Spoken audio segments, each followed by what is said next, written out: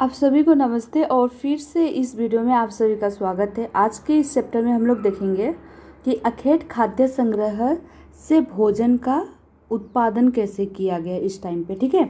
और पहली चीज़ मैं बता दूं कि क्लास 6 एनसीईआरटी का फर्स्ट चैप्टर ऑलरेडी मैं वीडियो भी बना चुकी हूँ और मैं नोट्स भी दे चुकी हूँ। मतलब आपको अगर चाहिए क्लास 6 का फर्स्ट चैप्टर का कुछ उसका मतलब एनालिसिस, तो वो भी है वीडियो पे मेरे चैनल पे। और आपको अगर नोट्स चाहिए तो नोट्स भी है। और आज का इस चैप्टर में हम लोग देखेंगे चैप्टर 2 और इसका आज मैं एनालिसिस यहाँ पे करूँगी और फिर इसका नोट्स भी आप लोग को अगले वीडियो में तुरंत ही मिल जाएगा 10-15 मिनट के बाद। तो बने रहिएगा।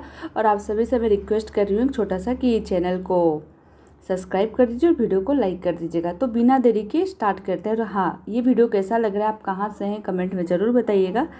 तो भूलिएगा नहीं, इस बातों में मत आइए, चैनल को सब्सक्राइब कर दीजिए। चलिए आगे बढ़ते हैं।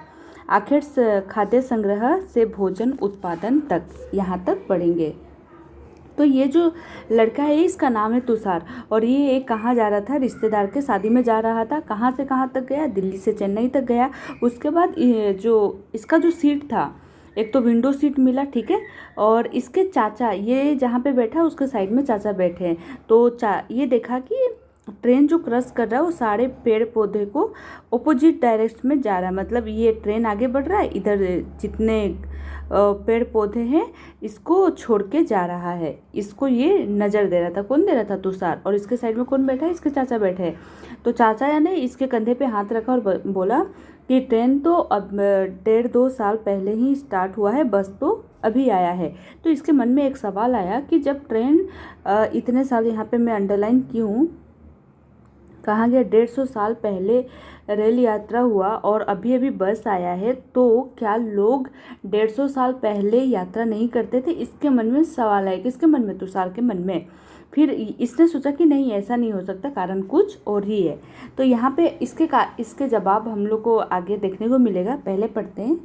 इस चैप्टर में जो दे रखा है, क्या दिया है? आरंभिक मानव, मतलब स्टार्टिंग के मानव कैसे रहते थे, क्या करते थे, ये पढ़ेंगे। लेकिन यहाँ पे क्या दे रखा है कि वो इधर इधर घूमते थे। क्यों घूमते थे? कौन? आरंभिक मानव। तो चलिए पढ़ते हैं। हम उन लोग के बारे में जानते हैं जो उपमहाद्वीप के 20 लाख साल पहले रहते थे।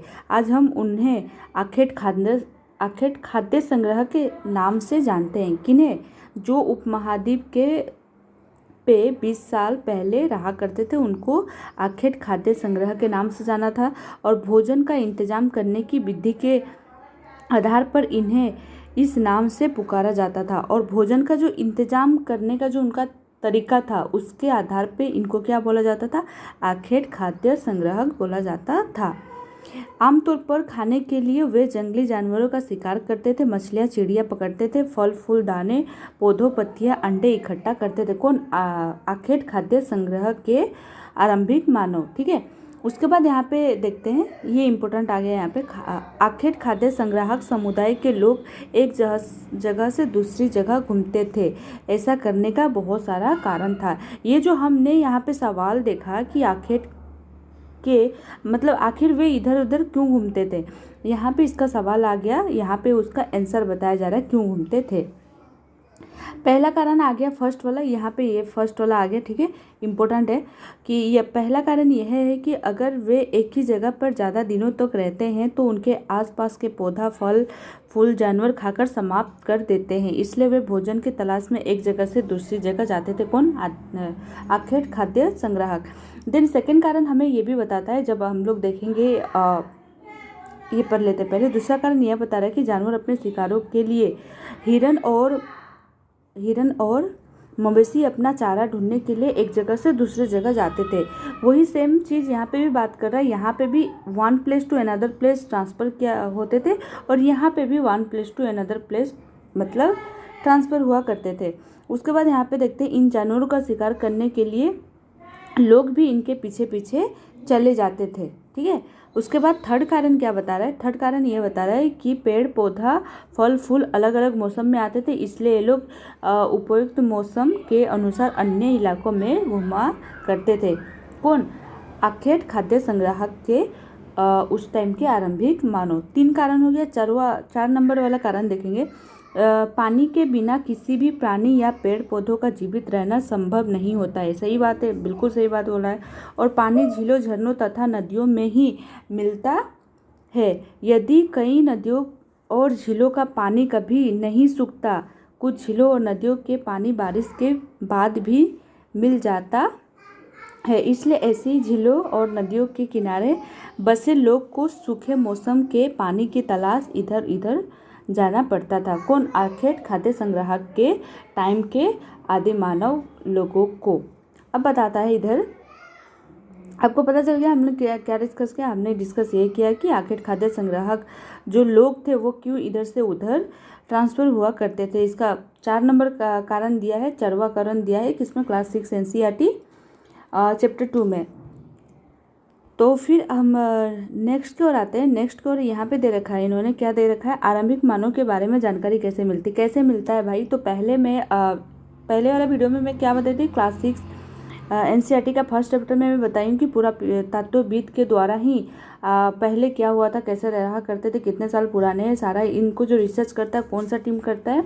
पूरा तत्वविद करता है। पूरा तत्वविद का ही जो एक न्यूज में आना, उनको रिसर्च करना, वो उनका पूरा फल जो रहता है, रिजल्ट रहता है, किसका रहता है? पूरा तत्वविद। तो पूरा तत्वविद किसे कहते हैं ये आप लोग को पता चल गया। जो पुराना चीज़ों के बारे में उन पे रिसर्च करे उनको बोलते हैं पुरातत्वविद।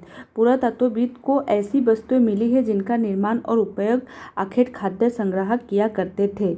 यह संभव है कि लोग ने अपने काम के लिए पत्थरों, लकड़ियां, हड्डियों के औजारों बनाए हुए हैं। इनमें से पत्थरों के औजार आज भी बचे हैं। ठीक है, इनमें से कुछ औजारों का उपयोग फल फूल काटने, हड्डियां, मांस काटने का, पेड़ों का छाल और जानवरों की खाल उतारने के लिए भी किया जाता था। कुछ के साथ हड्डियों या लकड़ियों के मुट्ठे लगाकर भाले और बाण जैसे हथियार बनाए जाते थे। कुछ औजारों से लकड़ियाँ काटी जाती थी। लकड़ियों का उपयोग ईंधन के साथ झोपड़ियाँ और औजारों बनाने के लिए भी किया जाता था। यहाँ पे कुछ इंपॉर्टेंट चीज़ दे रखा है। क्या रखा है ये थोड़ा देख लेते हैं। पत्थर के औजारों का उपयोग बाएं, ठीक है, इधर जो दे रखा है, इंसान के खाने योग्य जड़ों को खोदने के लिए किया जाता था। और दाएं जो बोल रखा है, ठीक है, जानवरों के झील से बने वस्त्रों को सिलने के लिए किया जाता था। उसके बाद इधर देखते हैं, नेक्स्ट आ जाता है रहने की जगह निर्धारित कैसे करते थे। ठीक है, मानचित्र 2 को देखें, आप लोग देख लीजिएगा मैप को। ठीक है, लाल त्रिकोण वाले स्थान पूरा स्थल है। कौन सा लाल वाला? एक तो है भीमबेटका, ठीक है, और भीमबेटका कहाँ है? आधुनिक मध्य प्रदेश का है। और एक है क्या है? कुरनूल गुफाएं, और एक है हुस्गी। ठीक है, 3 स्थान बताया है। ठीक है, यहाँ पे पूरा स्थल जहाँ पर है आखेट खाद्य संग्राहक के होने के प्रमाण मिले हैं। इसके अलावा और भी स्थान आखेट खाद्य संग्राहक थे। मानचित्र में कुछ गिने चुने ही दिए गए हैं। पूरा स्थल के नदियों और झीलों के किनारे पाए गए हैं। ये सब नदी के किनारे मिला है। ठीक है, और ऑब्वियसली एक इंसान को रहने के लिए पानी का भी महत्वपूर्ण है। जितना पेड़ पौधा का जरूरी है, जितना फल मूल का जरूरी है, जितना खाद्य इंपॉर्टेंट है, उतना पानी भी है। इसीलिए ये नदी के किनारे ही बसे थे और यहीं पे आखेटों का मतलब होना का कुछ जो हथियार का प्रमाण मिला है। और वो कहाँ पे मिला है? नदी के किनारे मिला है। ठीक है, अब आगे बढ़ते हैं। आगे क्या बता रहा है यहाँ पे जो दिया है, मैं ये बता दूँ, भीमबेटका आधुनिक मध्य प्रदेश। ठीक है, इसके बाद इसको थोड़ा रीड कर लेते हैं। शैलचित्र, इनमें क्या पता चलता है? जिन गुफाओं में लोग रहते हैं उनमें से कुछ की दीवारें पर चित्र मिला है। इनमें से कुछ सुंदर उदाहरण मध्य प्रदेश और दक्षिण उत्तर प्रदेश की गुफाओं में मिले हैं। इनमें जंगली जानवरों का बड़ी कुशलता से जीवन चित्रण किया गया है। ठीक है, उसके बाद इधर आगे बढ़ते हैं। आगे की ओर क्या बताता है? पूरा स्थल बता रहा है। पूरा स्थल किससे कहते हैं? जो कि जैसे यहाँ पे देख लेते हैं, उस स्थान को कहते हैं जहाँ पे औजार, बर्तन और औजार मीन्स क्या होता है पता है? हथियार, बर्तन और इमारतें जैसी वस्तुओं को अवशेष मिलते हैं। ऐसी वस्तुओं का निर्माण लोगों ने अपने काम के लिए किया था। बाद में वे उन्हें वहीं पर छोड़ के आ गए। वे जमीन के ऊपर, अंदर, कभी समुद्र के नदी के तट पर भी पाए गए हैं। इन पूरा स्थलों के बारे में आपको अलग अलग अध्यायों में बताया जाएगा। अब देखते हैं आज की आग की खोज। ठीक है, आग का खोज कैसे हुआ है देखते हैं। मानव चित्र में 2 कर्नूल गुफाएं ढूंढो। वहाँ मैं यहाँ पे दिखाई ना आपको मानचित्र में, यहाँ पे और एक बार मैं रीड करवा देती हूँ ताकि आपको और भी अच्छे से ये हुआ कर्नूल। ठीक है, अब आगे पढ़ें, आप लोग बताइए। आगे बढ़ते हैं। ठीक है, आग की खोज। मानचित्र 2 को हमने देख लिया। ठीक है, यहाँ राख के अवशेष मिले हैं। इसका मतलब यह है कि आरंभिक लोग अपना जलाना सीख गए थे। ऑब्वियसली अगर मिला है पुरातत्वविदों को तो इन्होंने तो आग जलाना सीख गए थे। किन लोगों ने? आरंभिक मानव ने। आग का इस्तेमाल कई कार्यों के लिए किया गया होगा, जैसे कि प्रकाश के लिए, मांस भूनने के लिए और खतरनाक जानवरों को दूर भगाने के लिए। ठीक है, आज हम आग का उपयोग किस लिए करते हैं? यहाँ पे दे रखा है शायद, बदलती जलवायु। यहाँ पे देखते हैं नाम और तिथियाँ।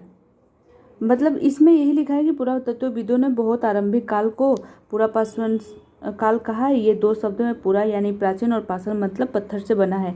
ठीक है, ये सब दे रखा है इन्होंने। अब आगे बढ़ते हैं। बदलती जलवायु। लगभग 12,000 साल पहले दुनिया की जलवायु में बड़े बदलाव आए और गर्मी बढ़ने लगी। इसके परिणाम स्वरूप कई क्षेत्रों में घास वाले मैदान बनने लगे। इनके हिरन, बारहसिंगा, भेड़, बकरी और गाय जैसे उन जानवरों की संख्या बढ़ती जो घास खाकर जिंदा रह सकते थे। वो जानवर रह पाए जिंदा जिन्होंने घास जंगल वगैरह खा के जिंदा रह सकते थे। ठीक है, और जो लोग इन जानवरों का शिकार करते थे वे इनके पीछे पीछे आए और इनके खाने पीने का आदतों और प्रजनन के समय की जानकारी हासिल करने लगे। हो सकता है कि तब लोग इन जानवरों का पकड़ कर अपनी ज़रूरत के अनुसार पालने की भी बात सोचने लगे हो। साथ ही इस काल में मछली भी भोजन का महत्वपूर्ण स्रोत बन गई। ठीक है, खेती और पुरापाषाण की शुरुआत देखते हैं। इस दौरान उपमहाद्वीप में भिन्न भिन्न इलाकों में गेहूं, जौ, धान जैसे अनाज प्राकृतिक रूप में उगने लगे थे। शायद महिलाओं, पुरुषों और बच्चों ने इन अनाजों को भोजन के लिए बटोरना शुरू कर दिया होगा। साथ ही वे यह भी सीखने लगे होंगे कि भोजन अनाज कहाँ उगते हैं और कब पककर तैयार होते हैं। ऐसा करते करते लोग इन अनाजों को खुद पैदा करना सीख गए। इसी प्रकार धीरे धीरे कृषक बन गए होंगे। इसी प्रकार क्या किए ये लोग किसान बन गए। इसी तरह लोग ने अपने घरों के आसपास चारा रखकर जानवरों को आकर्षित करने उन्हें पालतू बनाया होगा। यही कारण है जब वो किसान बन गए तो क्या किया, वो जानवर को चारा दे देकर क्या किया, उन्होंने पालतू जानवर बनाना स्टार्ट कर दिए। सबसे पहले जिस जंगली जानवर को पालतू बनाया गया वह कुत्ते का जंगली पूर्वज था।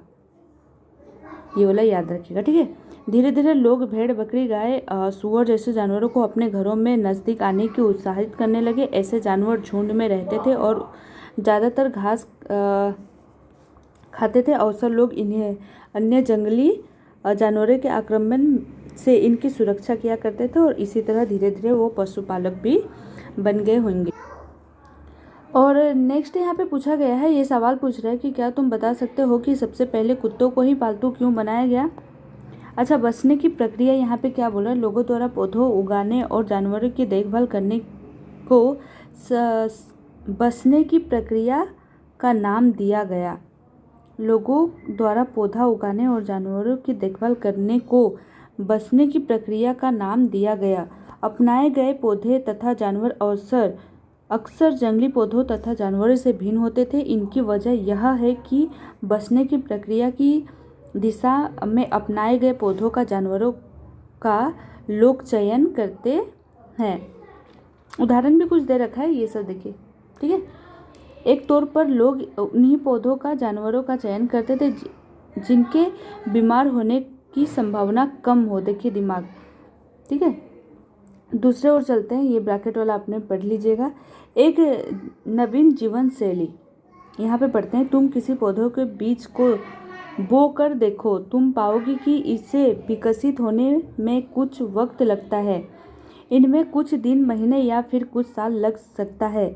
इसलिए जब पौधों उगाने लगे तो उनकी देखभाल के लिए उन्हें एक ही जगह पर लंबे समय तक रहना पड़ता था। बीज बोने के लिए, फसलों के पकने तक, पौधों की सिंचाई करने, खरपतवार हटाने, जानवरों और चीड़ों से उनकी सुरक्षा करने जैसे बहुत से काम शामिल थे। कटाई के बाद अनाज का उपयोग बहुत संभाल कर करना पड़ता था। यहाँ पे क्या है, बीज के रूप, खाद्य के रूप और उपहार के रूप और भंडार के लिए। उसके बाद इलाकों में लोगों ने मिट्टी के बड़े बड़े बर्तन बनाए, टोकरियाँ बनी या फिर ज़मीन में गड्ढा खोदा। क्या तुम्हें लगता है कि शिकार या भोजन संग्रह करने वाले बर्तन बनाते वहाँ उनका प्रयोग करते होंगे? अपने जवाब का कारण बताओ। अपने जवाब का कारण बताओ। यहाँ पे है जानवर, चलते फिरते खाद्य भंडार। यहाँ से चलिए स्टार्ट करते, क्या बताता है जानवर चलते फिरते खाद्य भंडार। यहाँ पे ये बता रहा है जानवर बच्चे देते हैं जिससे उनकी संख्या बढ़ती है। सही बात है। अगर जानवरों की देखभाल की जाए तो उनकी संख्या तो बढ़ती ही है, साथ ही उसने दूध भी प्राप्त हो सकता है जो भोजन एक अच्छा स्रोत है। यही नहीं, जानवरों से हमें मांस भी मिलता है। दूसरे शब्दों में पशु पालन भोजन के भंडार का एक तरीका है। भोजन के अतिरिक्त जानवरों से और क्या क्या मिल सकता है, ये आप लोग का काम है। ठीक है, क्या क्या मिल सकता है और क्या उसका जो क्या बोलते हैं, शरीर का जो बाल रहता है वो काम में आता है। ठीक है, और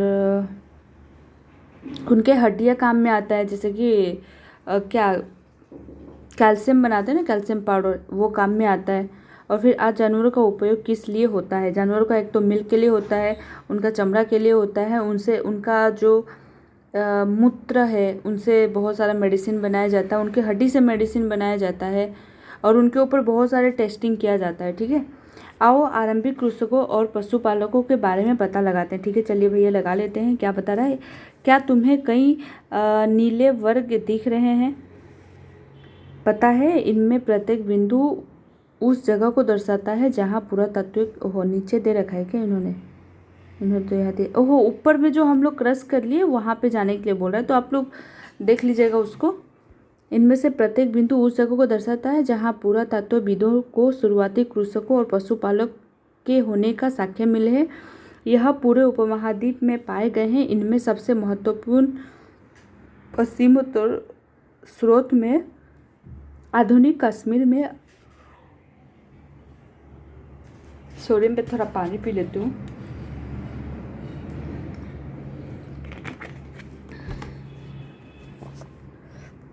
यहाँ पे क्या बता रखा है, दिख रहे हैं, पुरातत्वविदों को शुरुआती कृषकों और पशुपालकों को होने का साक्ष्य मिले हैं। ये पूरे उपमहाद्वीप में पाए गए हैं। इनमें सबसे महत्वपूर्ण पश्चिमोत्तर क्षेत्र में, आधुनिक कश्मीर में और पूर्वी तथा दक्षिण भारत में पाए गए हैं। वास्तव में ये निर्दिष्ट स्थान कृषक और पशुपालकों की बस्तियां थी या नहीं, इसे जांचने के लिए वैज्ञानिक खुदाई में मिले पौधों और पशुओं की हड्डियों के नमूनों का अध्ययन करते हैं।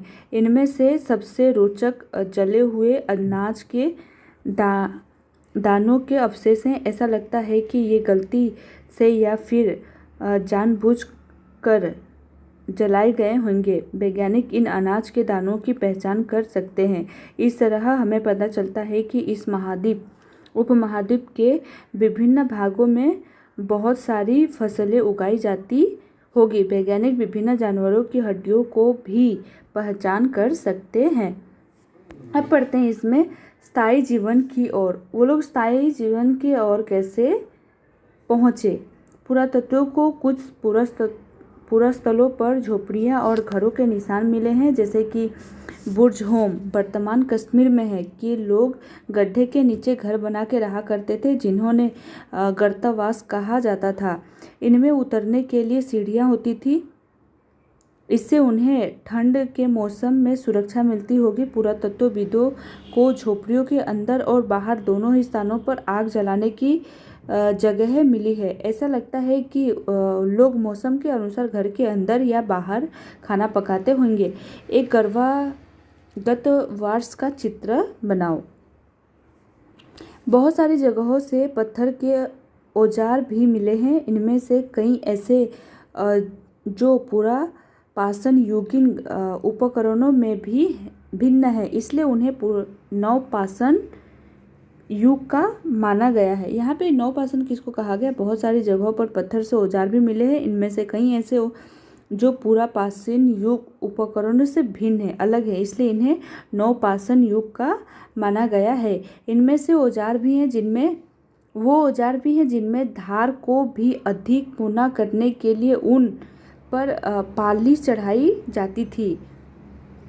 ओखली और मसूल का प्रयोग अनाज तथा वनस्पतियों से प्राप्त अन्य चीज़ों को पीसने के लिए किया जाता था। आज हजारों साल बाद भी ओखली और मूसल का उपयोग अनाज पीसने के लिए किया जाता है।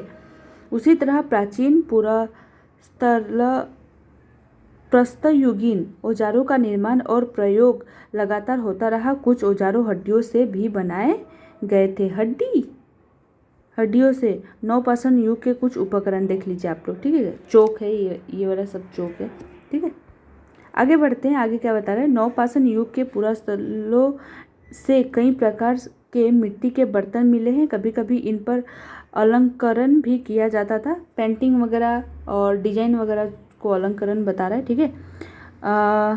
बर्तनों का उपयोग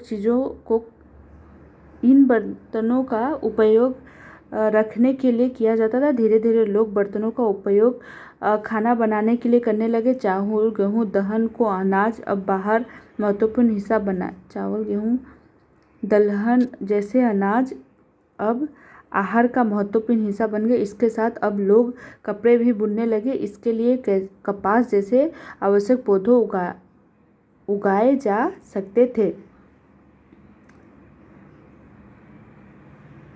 क्या ये परिवर्तन हर जगह एक साथ ही आए होंगे? ऐसा तो मुझे नहीं लगता, ऐसा बात नहीं है, सही बोल रहा है। इसी तरह जहाँ कई जगहों पर स्त्री पुरुष शिकार और भोजन संग्रह करने का काम करते थे, वहीं अन्य लोगों ने हजारों साल के दरमियान धीरे धीरे खेती और पशुपालन को अपना लिया होगा। बहुत जगह लोग मौसम के मुताबिक अदल बदल करके अपनी जीवन जीविका चलाए करते होंगे। सूक्ष्म निरीक्षण। मेहरगढ़ में जीवन मृत्यु। चलिए पढ़ते हैं। मैं मेहरगढ़ ढूंढो। यह ईरान जाने वाले सबसे महत्वपूर्ण रास्ते बोलंद दरे के पास एक हरा भरा समतल स्थान है। मेहरगढ़ संभवतः वह स्थान है जहां स्त्री पुरुषों ने इस इलाके में सबसे पहले जो गेहूं उगाना और भेड़ बकरी पालना सीखा। यह विभिन्न प्रकार के जानवरों की हड्डियां मिली है। इनमें हिरन तथा सूअर जैसे जंगली जानवरों तथा भेड़ और बकरियां की हड्डी है। मेहरगढ़ में इसके अलावा चौकोर तथा आयताकार घरों में अवशेष भी मिले हैं। प्रत्येक घर में 4 या उससे ज़्यादा कमरे हैं, जिनमें से कुछ संभव भंडार के काम आते होंगे।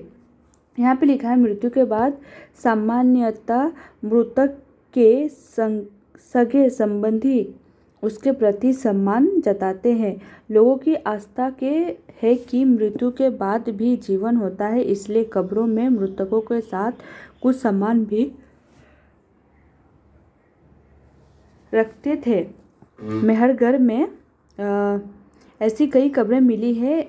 एक कब्र में एक मृतक के साथ एक बकरी को दफनाया गया था। संभवतः इसके परलोक में मृतक के खाने के लिए रखा गया होगा। देखिए फोटो।